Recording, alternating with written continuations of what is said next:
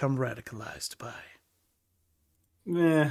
Okay. Yeah, Okay. not great. That was okay. That was okay. It was okay. So, Yeah. from CBC, it's a slippery slope.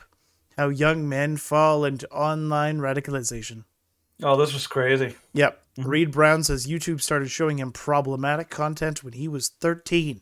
13? How dare they? Yep. First time he got sucked in by the algorithm, he was just 13. Watching videos after school when YouTube started YouTube. pushing him to controversial content. Because, YouTube is like, they love pushing people into conservative content. That is their like Oh yeah, that's reason what to exist. they live for. They live to turn Yeah. people conservative. As time went on, the videos became increasingly extreme. Started out pretty benign. You're watching something about teen fashion. Why is a 13-year-old watching something about teen fashion? But okay, whatever. And then the next thing you know, the algorithm would push you to a Ben Shapiro video. That is an odd connection, I will admit. Very Ben odd Shapiro is connection. not that fashionable. No. But, okay. Shapiro describes himself as a conservative political commentator. It's kind of what he is. His views are controversial. Well, only to the insane. Well, you know what he said, actually? He said that they were forced to write this because they can't call him a right-wing alt-right because he's actually sued people for making that connection. Because the alt-right attacks him. Yes. Yes. I think that's awesome. The CBC's actually gotten the message. Yep. His views are controversial and some are outright discriminatory. He Sure suggested, for example, that transgender people suffer from a mental disorder. Because it's true. They do. It's in the DSM-5. It's called gender dysphoria. That's a mental, it's a disorder, right? Yeah. Yep.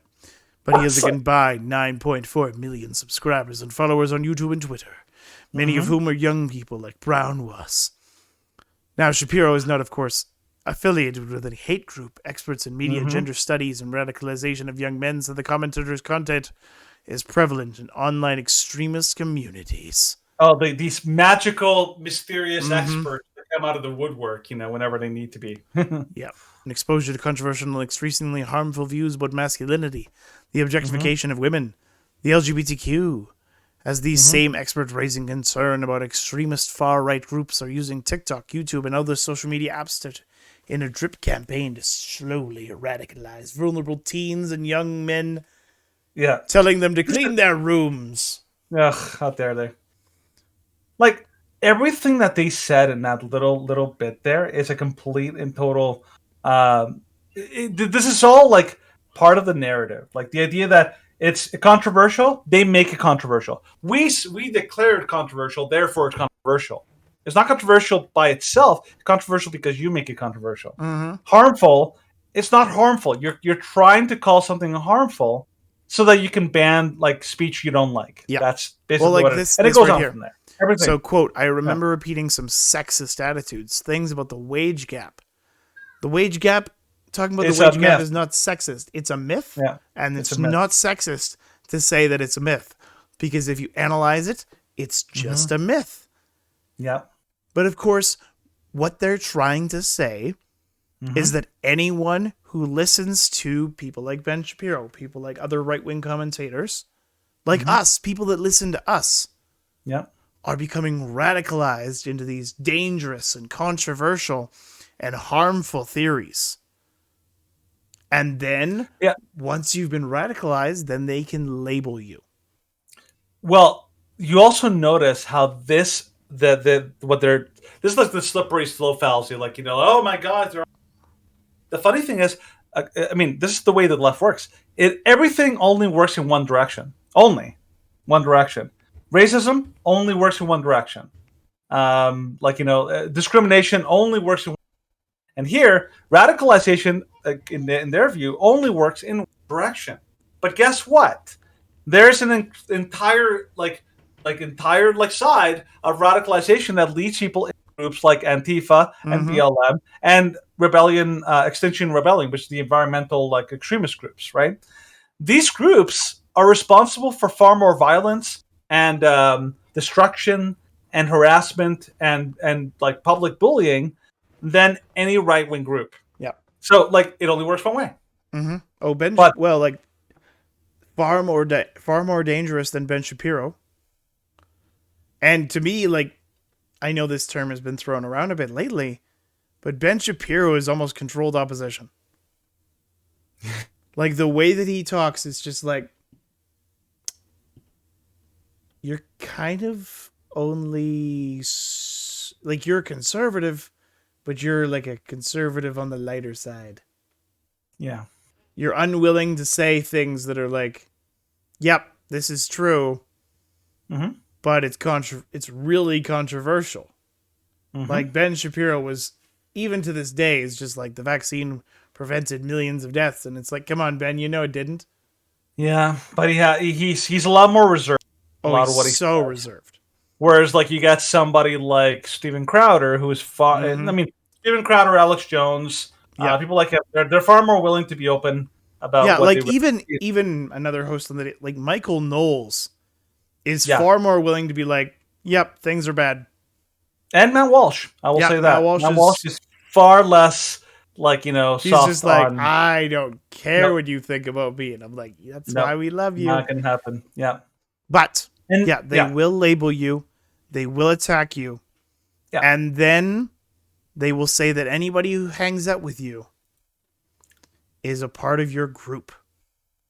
Yeah, the guilt by association. Guilt by association. Just false, stupid. So, of course, Wheel of Fortune host Pat Sajak slammed for photo with Marjorie Taylor Greene. Quote, hangs with Nazis. I mean, okay, I just need to say this. And I actually posted this on their comment section and all that. I basically told them, I'm like, seriously, guys, if you want to pass as a legitimate, like, like journalist or like, this is not journalism. How you do it. This is not journalism. This is tabloid stuff. Yeah. The one thing I did love when I was looking in the comments section is there is 0 comments saying that it's, like, everything is just like, who cares who he hangs out with? Like, you can claim she's a Nazi, but there's no evidence to say that she's a Nazi. Nah, it's a stupid label that they throw around that basically means nothing nowadays. So, but yeah, go ahead and read. Anyway, so in a snap, a grinning Sajak is flanked between Right Side Broadcasting Network reporter Brian Glenn and the controversial Georgia Republican, who in the past has promoted, I'm just going to add a quotation here, because racist, not a racist videos. No, do it like a mini-me and racist videos, and adamantly supported the far-right conspiracy theories, espoused like QAnon. Yeah. That's the way to do it. The there he is. Right. Yeah. So there's the infamous picture. The infamous picture. The 2 of them. And Marjorie Taylor Greene, you're not even looking towards the photo. Like, shame on her. Like, well, I mean, she's probably getting pictures. There's from probably all sides. several pictures, so okay, I'll forgive her a little bit.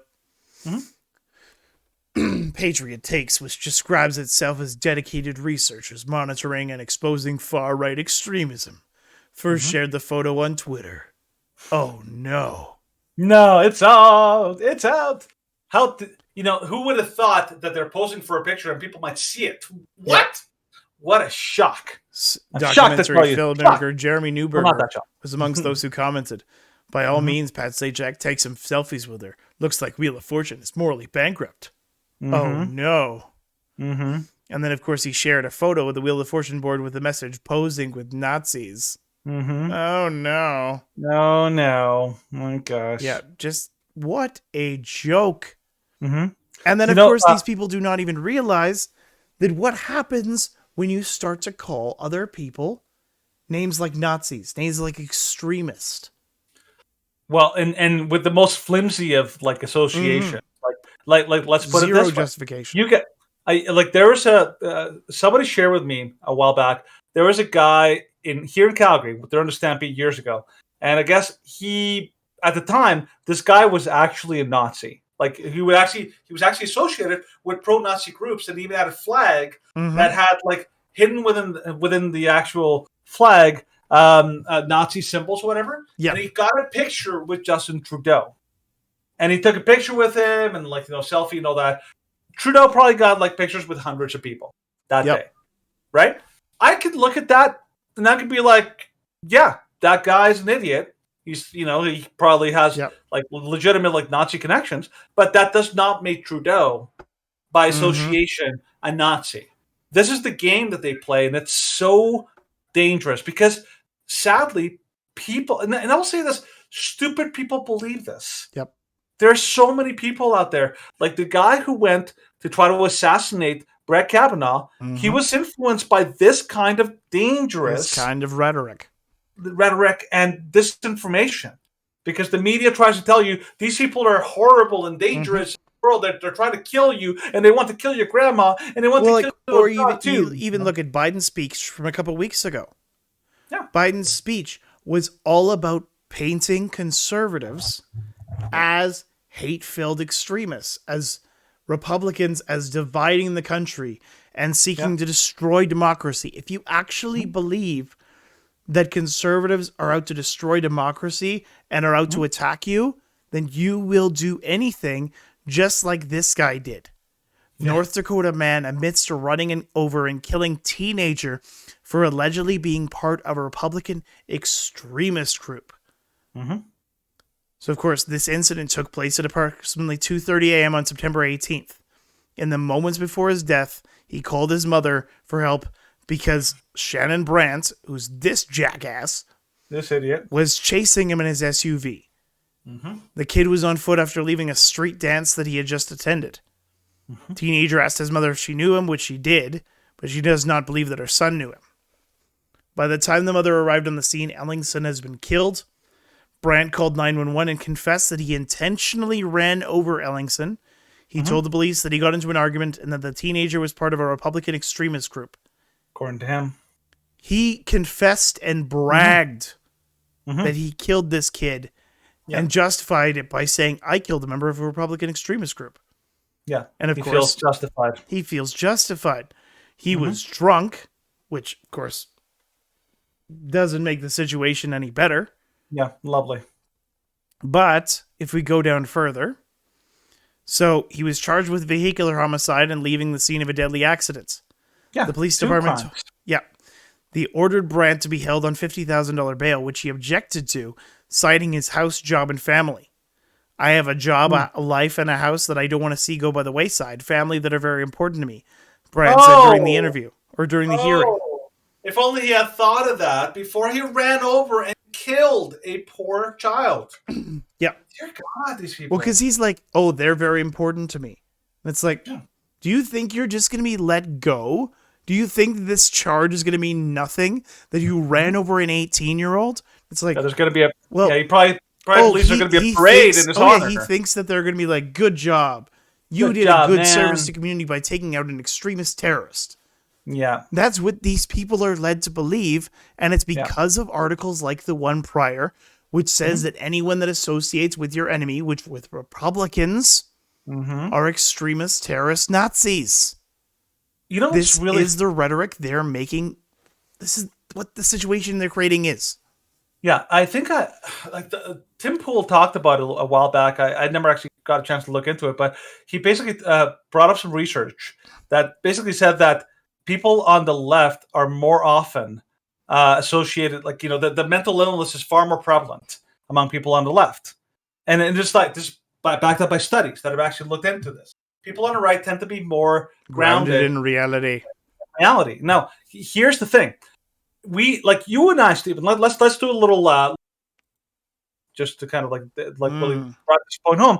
Can you think of any examples of leftist idiots that have done violence or or killed somebody totally on a whim because they thought the other person was crazy extremist? Like, I can think of one right away.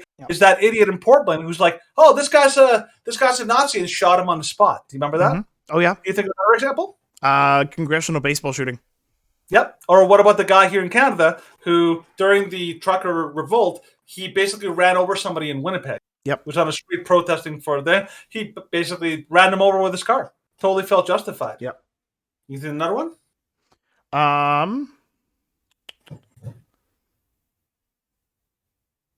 Well, I'd say probably.